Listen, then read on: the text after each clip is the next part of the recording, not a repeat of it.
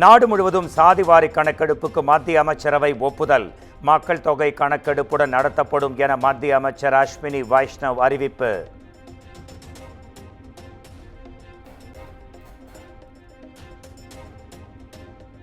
மாநில அளவில் தனியாக சாதிவாரி கணக்கெடுப்பு நடத்த அவசியமில்லை. கணக்கெடுப்பு முறை குறித்து மத்திய அமைச்சர் அஸ்வினி வைஷ்ணவ் விளக்கம்.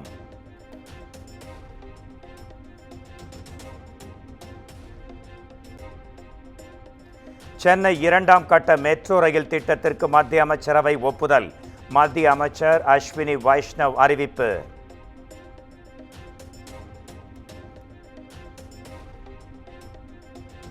சாதிவாரி கணக்கெடுப்பு குறித்த அறிவிப்புக்கு மக்களவை எதிர்க்கட்சித் தலைவர் ராகுல் காந்தி வரவேற்பு. எதிர்க்கட்சிகளின் அழுத்தத்திற்கு மத்திய அரசு பணிந்து விட்டதாகவும் 50% இடஒதுக்கீடு உச்சவரம்பை நீக்க முடியும் என்றும் கருத்து.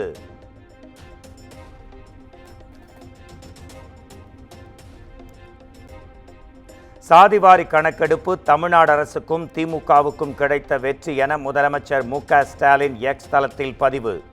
சமூக நீதிக்கான திராவிட மாடல் சித்தாந்த பயணத்தில் மற்றுமொரு மகுடம் என்றும் பெருமிதம்.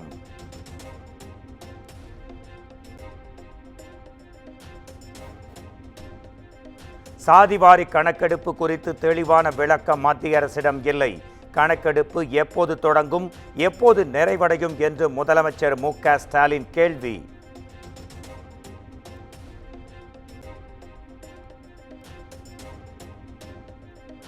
சாதிவாரி கணக்கெடுப்பு நடத்த மத்திய அரசு தீர்மானித்திருப்பது சிறப்பானது என பாமக நிறுவனர் ராமதாஸ் கருத்து. வரலாற்று சிறப்புமிக்க முடிவு என அன்புமணி ராமதாஸ் அறிக்கை.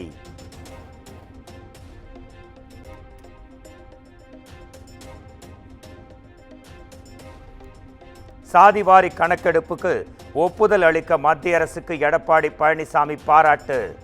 தமிழ்நாட்டில் ஆட்சி மாற்றத்திற்கு பிறகு சாதிவாரி கணக்கெடுப்பை திமுக அரசு கைவிட்டு விட்டதாகவும் குற்றச்சாட்டு.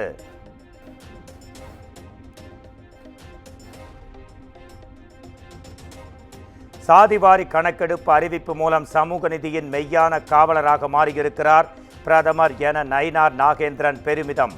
மத்திய அரசின் முடிவு நாட்டின் சமூக பொருளாதார அடித்தளங்களை வலுப்படுத்தும் என்றும் அண்ணாமலை கருத்து.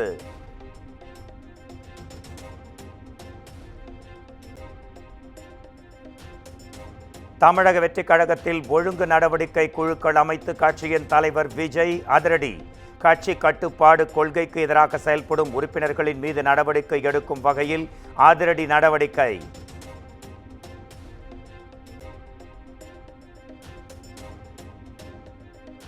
தேமுதிகவின் மாநில மாநாடு அடுத்த ஆண்டு ஜனவரி மாதம் 9ஆம் தேதி நடைபெறும் என அறிவிப்பு.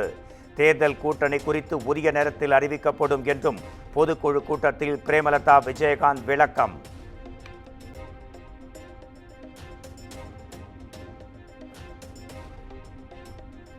விஜய பிரபாகருக்கு தேமுதிகவில் இளைஞரணி செயலாளர் பதவி. கட்சியின் பொருளாளராக எல்.கே. சுதீஷ் நியமிக்கப்பட்டு பொதுச் செயலாளர் பிரேமலதா விஜயகாந்த் அறிவிப்பு.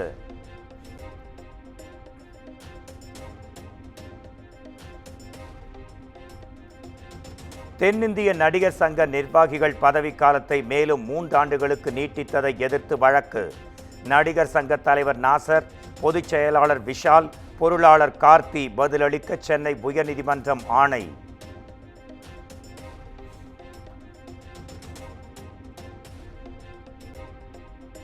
நாம் தமிழர் கட்சியின் தலைமை ஒருங்கிணைப்பாளர் சீமானுக்கு கொலை மிரட்டல் என புகார். சமூக வலைத்தளம் மூலம் மிரட்டல் விடுக்கப்பட்டதாக சென்னை காவல் ஆணையரிடம் மனு.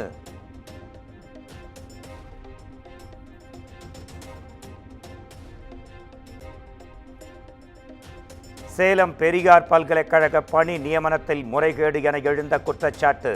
பல்கலைக்கழக துணைவேந்தர் ஜெகநாதனிடம் லஞ்ச ஒழிப்பு காவல்துறை துருவி விசாரணை.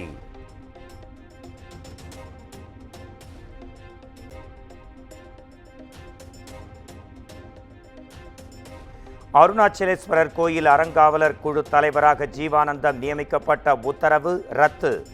அரசியல் பின்னணி உள்ளவர்களை நியமிக்க கூடாது என தொடரப்பட்ட வழக்கில் சென்னை உயர்நீதிமன்றம் ஆணை.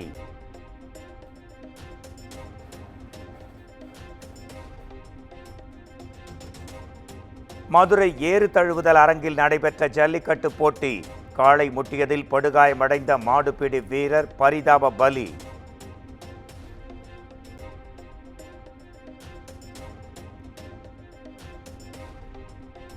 ரவுடி வரிச்சியூர் செல்வம் விருதுநகர் நீதிமன்றத்தில் ஆஜர். கொலை வழக்கில் மே 9ஆம் தேதி மீண்டும் ஆஜராக நீதிபதி உத்தரவு.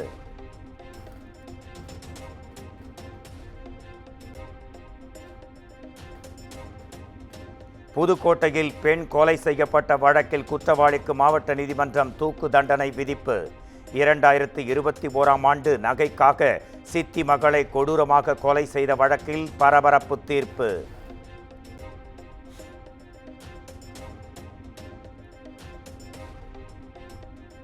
ஈரோடில் காங்கிரஸ் நிர்வாகி ஜுபைர் முகமது கடத்தல்.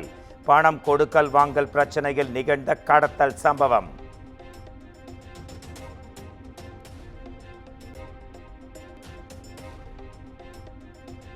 தூத்துக்குடியில் ஜேசிபி வாகன உரிமையாளர்கள் வேலைநிறுத்த போராட்டம். ஜேசிபி இயந்திரத்தின் விலை உயர்வு காரணமாக குறைந்த வாடகைக்கு ஜேசிபி இயங்க முடியாததால் பாதிக்கப்பட்டிருப்பதாக குற்றச்சாட்டு.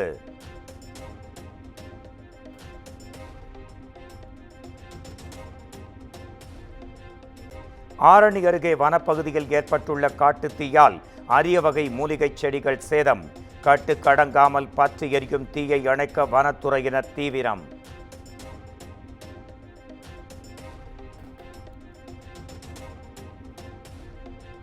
உதகை அருகே மஞ்சூர் பகுதியில் தேயிலை தோட்டத்திற்குள் புகுந்த சிறுத்தை புலி. ஆட்டுக்குட்டியை பிடிக்க முயற்சி செய்த காட்சிகள் இணையத்தில் வைரல்.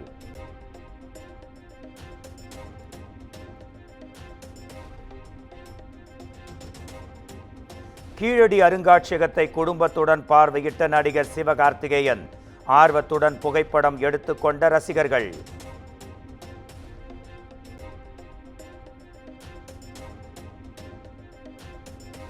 நடிகர் அஜித்துக்கு சாதாரண பரிசோதனை மேற்கொள்ளப்பட்டதாக அப்பல்லோ மருத்துவமனை விளக்கம். நாளை கார் பந்தயத்திற்காக துபாய் செல்வதை முன்னிட்டு பரிசோதனை என அறிவிப்பு.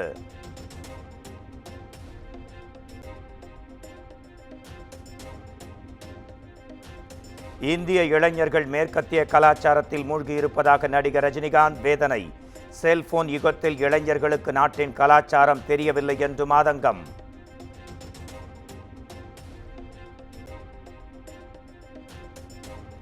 வேலூர், சேலம், மதுரை உள்பட 6 இடங்களில் சதமடித்த வெயில்.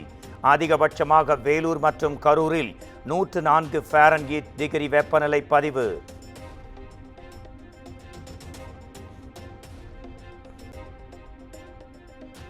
போர் விதிகள் மீறல் தொடர்பாக இந்தியா பாகிஸ்தான் இடையே பேச்சுவார்த்தை.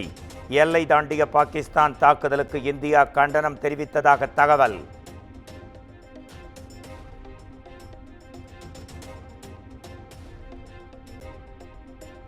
பயங்கரவாத தாக்குதல் நிகழ்ந்த ஜம்மு காஷ்மீரின் பஹல்காமில் கூடுதல் பாதுகாப்பு படையினர் குவிக்கப்பட்டு சிசிடிவி கேமராக்கள் பொருத்தும் பணிகள் தீவிரம்.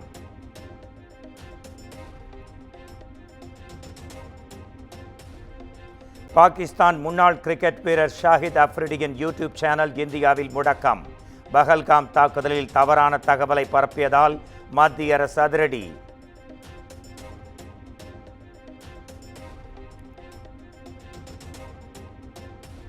வடகிழக்கில் ஷில்லாங் முதல் சில்சார் வரை புதிய தேசிய நெடுஞ்சாலை திட்டம்.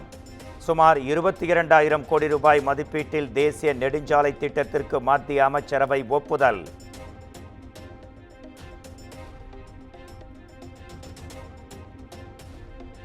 கரும்புக்கான குறைந்தபட்ச ஆதார விலை குவிண்டால் ஒன்றுக்கு 355 ரூபாயாக நிர்ணயம்.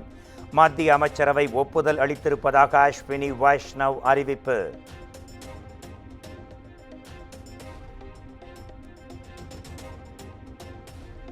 ரஷ்யாவில் 9ஆம் தேதி 80ஆம் ஆண்டு வெற்றி விழா கொண்டாட்டம். பிரதமர் நரேந்திர மோடிக்கு பதில் அமைச்சர் ராஜ்நாத் சிங் பங்கேற்பு என அறிவிப்பு.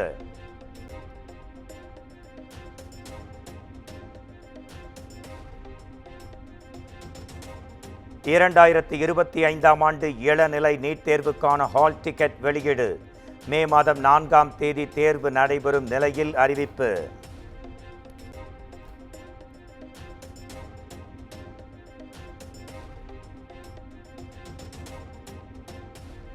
ஆந்திர மாநிலம் நெல்லூர் அருகே கட்டுப்பாட்டை இழந்த கார் சாலையோர கடை மீது மோதி கோர விபத்து. விபத்தில் 6 பேர் சம்பவ இடத்திலேயே பரிதாபமாக உயிரிழப்பு.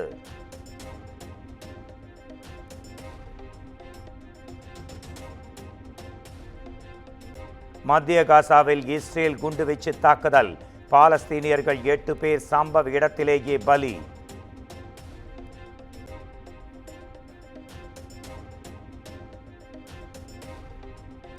இந்திய கிரிக்கெட் அணியின் கேப்டன் ரோஹித் சர்மாவின் பிறந்த நாள். ஜெய்ப்பூரில் குடும்பத்துடன் மற்றும் நண்பர்களுடன் உற்சாக கொண்டாட்டம்.